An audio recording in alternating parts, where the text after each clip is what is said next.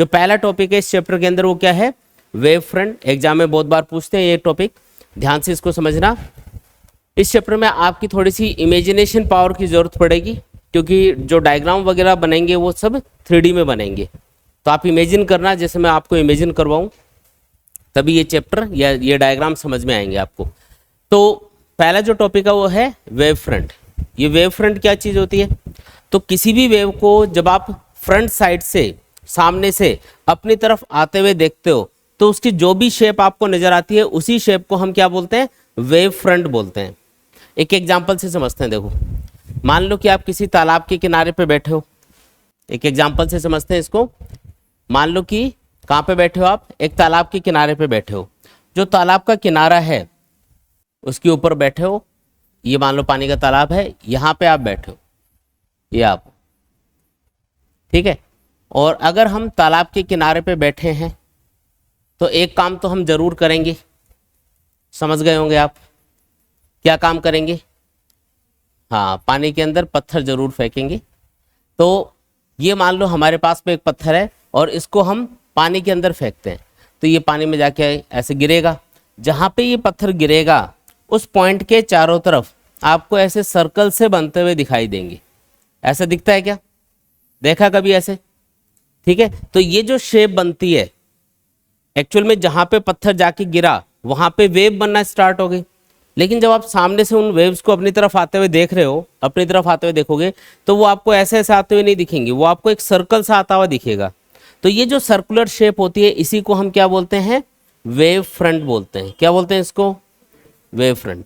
किसी भी वेव को फ्रंट साइड से अपनी तरफ आते हुए जब आप देखते हो तो उसकी जो भी शेप नजर आती है उसी को हम क्या बोलते हैं, वेव फ्रंट बोलते हैं। पानी के अंदर बनने वाला जो वेव फ्रंट है वो कौन सी शेप का होगा, सर्कुलर। पानी के अंदर बनने वाला वेव फ्रंट कौन सी शेप का होगा, सर्कुलर होगा, सर्कल जैसा होगा ना। अब ये तो एक प्लेन की बात हो गई, क्योंकि एक प्लेन में जो वेव्स हैं, जहाँ पे आपने पत्थर डाला उस प्लेन में वेव्स इस तरीके से चारों तरफ ट्रेवल करेंगी, और जो बनने वाला वेव फ्रंट होगा वो कौन सी शेप का होगा, सर्कुलर होगा। ये जो वेव फ्रंट है इसकी एक डेफिनेशन भी होती है। डेफिनेशन ये है, ध्यान से सुनना। जो पॉइंट ऑफ डिस्टरबेंस है, पॉइंट ऑफ डिस्टरबेंस मतलब जिस पॉइंट से वेव्स बनना स्टार्ट हो रही है उसको हम बोलते हैं पॉइंट ऑफ डिस्टरबेंस, या सोर्स ऑफ लाइट या सोर्स ऑफ वेव्स। तो ये जो सोर्स है उससे बराबर डिस्टेंस पे ऐसे पॉइंट्स जो सेम फेज में हैं, उन सारे पॉइंट्स को मिलाने से जो शेप बनती है उसी को हम वेव फ्रंट बोलते हैं। जैसे मान लो यहाँ पे पत्थर डाला तो चारों तरफ वेव बन रही है ऐसे। अब किसी भी वेव के ऊपर हम 2 पॉइंट्स डिफाइन करते हैं। ये जो टॉप वाले पॉइंट है इनको तो बोला जाता है क्रस्ट। क्या बोलते हैं इनको, क्रस्ट। और ये जो लोअर पॉइंट होते हैं इनको हम क्या बोलते हैं, ट्रफ। नाम सुना है क्या कभी ये? जो ऊपर वाले पॉइंट होते हैं टॉप वाले इनको तो बोलते हैं क्रस्ट, और जो लोअर मोस्ट पॉइंट है इनको हम क्या बोलते हैं, ट्रफ बोलते हैं। तो जहां पे आपने पत्थर फेंका, जहां पे पत्थर डाला है वहां पे चारों तरफ वेव बनना स्टार्ट हो गई इस तरीके से। अब जहां पे पत्थर गिरा उसके चारों तरफ बराबर डिस्टेंस पे देख लो, जितने भी क्रस्ट होंगे उन सारे पॉइंट्स को मिला दो तो क्या बन जाएगा, सर्कल। या जो सोर्स है जहां पे वेव बनना स्टार्ट हुई है उससे बराबर डिस्टेंस पे जितने भी ट्रफ वाले पॉइंट्स हैं उनको मिला दो, क्या बनेगा, एक सर्कल बनेगा। तो वो जो शेप बन रही है उसी का नाम हमने क्या रखा, वेव फ्रंट रखा। तो हमने क्या डेफिनेशन बनाई कि सोर्स से बराबर डिस्टेंस पे जितने भी क्रस्ट वाले पॉइंट्स हैं या जितने भी ट्रफ वाले पॉइंट्स हैं उनको मिलाने से, या तो ट्रफ वाले पॉइंट्स को ही मिलाओ या सिर्फ क्रस्ट वाले पॉइंट्स को मिलाओ, उससे जो शेप बनेगी उसी को हमने क्या नाम दे दिया, वेव फ्रंट नाम दे दिया। अब ये तो एक प्लेन की बात हुई, ये चीज़ तो हम देख भी सकते हैं। लेकिन अगर लाइट के सोर्स की बात की जाए तो कोई भी लाइट का बल्ब हो या कोई भी सोर्स हो, क्या उससे वेव्स को निकलते हुए आप देख सकते हो? लेकिन निकलती तो हैं। तो आप इमेजिन करो कि एक लाइट का बल्ब है आपके पास में, ये कोई लाइट का बल्ब है और इससे चारों तरफ लाइट वेव्स बाहर निकल रही है। जैसे यहाँ पे चारों तरफ वेव्स बन रही थी ना पानी में, वैसे बल्ब से चारों तरफ लाइट वेव्स इस तरीके से बाहर निकल रही है, ऐसे इमेजिन करो। और फिर सोच के बताओ कि उससे बनने वाला वेव फ्रंट कौन सी शेप का होगा। तो सोर्स से बराबर डिस्टेंस पे जितने भी पॉइंट्स हैं उन सारे पॉइंट्स को अगर आप मिलाओगे, लाइट के बल्ब से बराबर डिस्टेंस पे जितने भी पॉइंट्स हैं अगर उन सारे पॉइंट्स को मिलाओगे तो कौन सी शेप बनेगी, बोलो। एक स्फेयर जैसा बन जाएगा। सोचो आप, ये पॉइंट, यहाँ से लाइट वेव बाहर निकल रही है चारों तरफ, ऊपर नीचे दाएं बाएं चारों तरफ। तो सोर्स से बराबर डिस्टेंस पे जितने भी क्रस्ट वाले पॉइंट्स है सबको मिलाओ, क्या बनेगा? स्फेयर बनेगा ना एक। तो मतलब अगर लाइट का पॉइंट सोर्स है तो उससे बनने वाला वेव फ्रंट कैसा होगा? स्फेरिकल होगा, इस टाइप का वेव फ्रंट बनेगा। तो इस बार मैं ड्रॉ कर रहा हूँ स्फेयर। ये तो सर्कल थे, लेकिन इस बार क्या ड्रॉ किए हमने? स्फेयर। तो जो सोर्स है लाइट का उसको सेंटर पे मानते हुए जितने भी स्फेयर आप ड्रॉ करोगे इसके चारों तरफ, वो हर एक स्फेयर क्या होगा? वेव फ्रंट होगा। तो इसको हम बोलते हैं spherical wave front. Spherical wave front. ये कौन सा वेव फ्रंट है? ये सर्कुलर वेव फ्रंट है। ये कौन सा है? Spherical wave front. अगर लाइट का लीनियर सोर्स होता है, जैसे ट्यूबलाइट होती है, तब क्या होता? जैसे ये लाइट का लीनियर सोर्स है, अगर इससे चारों तरफ लाइट बाहर निकलती और फिर सोर्स से बराबर डिस्टेंस पे सारे पॉइंट्स को आप मिलाते, तो इस बार कौन सी शेप बनती? सिलेंडर बनता ना ऐसे। इसके चारों तरफ एक सिलेंडर एज्यूम कर सकते हो। तो अगर लाइट का लीनियर सोर्स होता है जैसे ट्यूबलाइट, तो उससे बनने वाला वेव फ्रंट कौन सी शेप का होता? सिलेंड्रिकल होता। ऐसे सिलेंड्रिकल वेव फ्रंट बनता। फिर आया समझ में? तो अगर लाइट का लीनियर सोर्स है तो उससे बनने वाला वेव फ्रंट कैसा? बोलो, सिलेंड्रिकल। अगर पॉइंट सोर्स है तो उससे बनने वाला वेव फ्रंट कैसा? स्फेरिकल। तो ये समझ में आ गया कौन से सोर्स से कैसा वेव फ्रंट बनेगा। दो ही टाइप के सोर्स हो सकते हैं, या तो पॉइंट सोर्स हम एज्यूम करेंगे या फिर लीनियर सोर्स। पॉइंट सोर्स है तो स्फेरिकल वेव फ्रंट बनेगा, और अगर लीनियर सोर्स है तो सिलेंड्रिकल वेव फ्रंट बनेगा। ये बात अच्छे से समझ में आ गई? ठीक है। ये जो स्फेरिकल वेव फ्रंट है ये दो टाइप के हो सकते हैं। जैसे अभी ये जो स्फेरिकल वेव फ्रंट है ये ऐसे सोर्स से दूर बढ़ता जाएगा, ऐसे सोर्स से निकलेगा और ऐसे बड़ा होता जाएगा। जैसे यहाँ पे ये सर्कल बड़ा होता जाता है ना, पत्थर डालते ही एक सर्कल बनता है, फिर और बनता है, फिर और बनता है, इस तरीके से बढ़ता ही जाता है। उसी तरीके से ये वेव फ्रंट भी क्या होगा? ऐसे साइज में इंक्रीज होता जाएगा, दूर होता जाएगा सोर्स से। तो इसको बोलते हैं डाइवर्जिंग स्फेरिकल वेव फ्रंट। कौन सा है ये?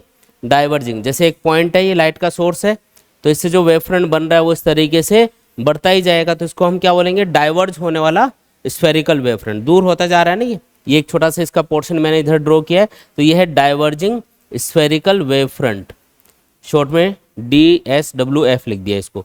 और अगर मान लो ये किसी पॉइंट पे जाके कन्वर्ज हो रहा होता है ऐसे, ये तो दूर होता जा रहा है, लेकिन उल्टा होता तो अगर मान लो किसी पॉइंट पे जाके ये ऐसे ऐसे जाके कन्वर्ज हो रहा होता, तो इसको बोल देते कन्वर्जिंग स्फेरिकल वेव फ्रंट। ये अपने आप नहीं बनता कन्वर्जिंग वाला, इसके लिए आपको किसी लेंस, कॉन्वेक्स लेंस या फिर कॉनकेव मिरर की जरूरत पड़ेगी, ताकि वो लाइट रेज को कन्वर्ज करके इस टाइप के वेव फ्रंट को बना पाए।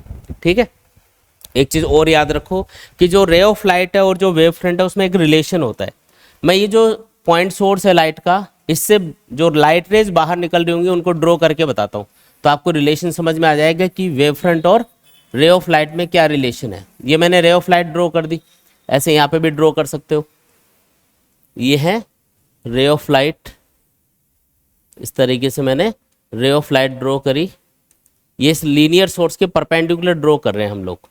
रे ऑफ लाइट्स कैसे ड्रॉ की जा रही है? जो लीनियर सोर्स है उसके परपेंडिकुलर। तो एक चीज देख के बताओ कि रे ऑफ लाइट और जो स्फेरिकल या सिलेंड्रिकल वेव फ्रंट है उनमें क्या रिलेशन है। आपको कुछ नजर आया है यहाँ पे? देखो ये जो रे ऑफ लाइट है, क्या ये सेंटर से बाहर की तरफ जा रही है? और सेंटर से कोई भी लाइन अगर आप स्फेयर की सरफेस पे ड्रॉ करोगे तो वो हमेशा क्या होगी? परपेंडिकुलर होगी। इसका मतलब एक चीज हमको ये समझ में आई कि रे ऑफ लाइट हमेशा वेव फ्रंट की सरफेस पे परपेंडिकुलर होती है। ये जो एंगल बनेगा ना यहाँ पे, ये 90 डिग्री बनेगा, यहाँ पे भी 90, यहाँ पे भी 90, मतलब हर जगह ये 90 डिग्री एंगल बन रहा होगा। तो रिलेशन क्या है रे ऑफ लाइट और वेव फ्रंट में? वेव फ्रंट और रे ऑफ लाइट ये हमेशा एक दूसरे के परपेंडिकुलर होते हैं। अब इसमें एक स्पेशल केस और माना जाता है कि अगर लाइट का सोर्स इनफाइनाइट पे होता, मान लो ये दोनों लाइट के सोर्स हैं, लीनियर या पॉइंट सोर्स, और ये इनफाइनाइट डिस्टेंस पे हैं, तो उससे बनने वाला वेव फ्रंट कैसा होता? फिर अगर लाइट का सोर्स इनफाइनाइट पे होता तो उससे जो वेव फ्रंट हमको मिलता है वो कौन सी शेप का होता, ये हमको फाइंड करना है। ठीक है। अगर लाइट का सोर्स इनफाइनाइट पे हो तो लाइट रेज क्या होती हैं? आपस में पैरेलल होती हैं ऐसे, और आपको पता है कि वेव फ्रंट और रे ऑफ लाइट इनमें क्या रिलेशन होता है, दोनों एक दूसरे के परपेंडिकुलर होते हैं। तो अगर लाइट का सोर्स इनफाइनाइट पे होगा तो रे ऑफ लाइट पैरेलल होंगी और उसके परपेंडिकुलर जो भी आप प्लेन्स ड्रॉ करोगे वो प्लेन्स क्या होंगे, वो प्लेन्स वेव फ्रंट को रिप्रेजेंट करेंगे। तो अगर लाइट का सोर्स इनफाइनाइट पे है तो उससे जो वेव फ्रंट अपन को मिलेंगे वो कैसे मिलेंगे, प्लेन वेव फ्रंट मिलेंगे। जैसे मान लो कि लाइट का सोर्स है यहाँ पे और इससे ये वेव फ्रंट एमिट हो रहा है। अब ये इनफाइनाइट डिस्टेंस पे जाएगा तो सोचो ये कितना बड़ा हो चुका होगा, और उस बहुत बड़े स्फेयर का एक छोटा सा पोर्शन अगर आप देखोगे तो वो कैसा रहेगा, प्लेन जैसा ही रहेगा। जैसे अर्थ एक बहुत बड़ा स्फेयर है, इसका एक छोटा सा पोर्शन देखो, ये फ्लोर देख लो, तो ये कैसे एकदम प्लेन है। तो कितना बहुत बड़ा जो स्फेयर होता है ना उसका एक छोटा सा पोर्शन देखते हैं तो कैसा दिखता है हमको, प्लेन जैसा दिखता है। तो याद रखना है कि अगर लाइट का सोर्स इनफाइनाइट पे होगा, कहाँ पे होगा, इनफाइनाइट पे, अगर लाइट का सोर्स इनफाइनाइट पे है तो उससे बनने वाला वेव फ्रंट कौन सा होगा, प्लेन वेव फ्रंट होगा। तो ये प्लेन वेव फ्रंट कब बनेगा, जब लाइट का सोर्स कहाँ पे होगा, इनफाइनाइट। तो आपको पूछा जाता है एग्जाम में कि जो पॉइंट सोर्स है, लाइट का पॉइंट सोर्स है, उससे किस टाइप का वेव फ्रंट बनता है, स्फेरिकल। लाइट का लीनियर सोर्स है उससे कैसा बनेगा, सिलेंड्रिकल। और अगर सोर्स इनफाइनाइट पे है तब कैसा बनेगा, प्लेन वेव फ्रंट। तो वेव फ्रंट का पूरा कॉन्सेप्ट समझ में आ गया अच्छे से, क्या होता है, किस टाइप की शेप का होगा, ठीक है। अब आते हैं अगली चीज पे और वो है हाइगेन प्रिंसिपल। ये एक साइंटिस्ट थे हाइगेन नाम से, इन्होंने वेव फ्रंट किस तरीके से ट्रेवल करेगा उसको समझाने के लिए एक थ्योरी बनाई, एक प्रिंसिपल बनाया समझाने के लिए कि किस तरीके से वेव फ्रंट ट्रेवल करता है। कोई भी वेव फ्रंट है वो आगे से आगे कैसे बढ़ेगा, तो उसको समझाने के लिए इन्होंने क्या बोला, एक थ्योरी बनाई और उस थ्योरी को हम बोलते हैं हाइगेन्स प्रिंसिपल। प्रिंसिपल क्या है, ध्यान से समझना। मान लो कि कोई स्फेरिकल वेव फ्रंट है, ये कोई स्फेरिकल वेव फ्रंट है। अब ये आगे कैसे बढ़ेगा, इसकी आगे शेप कैसे ड्रॉ करके आप बताओगे कि ये किस तरीके से मुड़ रहा है, किस तरीके से आगे बढ़ रहा है। तो हाइगेन ने ये बोला, हाइगेन प्रिंसिपल के अकॉर्डिंग जो फर्स्ट प्रिंसिपल है ना इसका, वो ये बताता है कि कोई भी वेव फ्रंट ले लो, उसका हर एक पॉइंट नए वेव फ्रंट के लिए एक लाइट के सोर्स की तरह बिहेव करेगा। मतलब ये कोई लाइट का सोर्स है, इससे एक वेव फ्रंट बना, तो इसके ऊपर जितने भी पॉइंट्स हैं, ये जितने भी पॉइंट्स हैं ये एक लाइट के सोर्स की तरह बिहेव करेंगे। किसकी तरह बिहेव करेंगे, लाइट के सोर्स की तरह बिहेव करेंगे और सेकेंडरी वेवलेट्स को एमिट करेंगे। सेकेंडरी वेवलेट्स बोलते हैं छोटे वेव फ्रंट को। तो अगर ये लाइट के सोर्स हैं तो इससे कौन से वाले वेव फ्रंट बनेंगे, स्फेरिकल वेव फ्रंट, क्योंकि हर एक पॉइंट एक सोर्स है और पॉइंट सोर्स से बनने वाला वेव फ्रंट कौन सी शेप का होता है, स्फेरिकल होता है। तो हर एक जो पॉइंट है वो एक स्फेरिकल वेव फ्रंट एमिट करेगा। क्या करेगा, एक स्फेरिकल वेव फ्रंट एमिट करेगा इस तरीके से, ठीक है। तो हर एक जो पॉइंट है वेव फ्रंट का, ये तो एक छोटा सा पोर्शन लिया है वेव फ्रंट का, ऐसे पूरा जो वेव फ्रंट होगा ना स्फेरिकल, उस पे जितने भी पॉइंट्स होंगे पूरी सरफेस पे, हर एक पॉइंट ऐसे छोटे छोटे स्फेरिकल वेव फ्रंट को एमिट करेगा।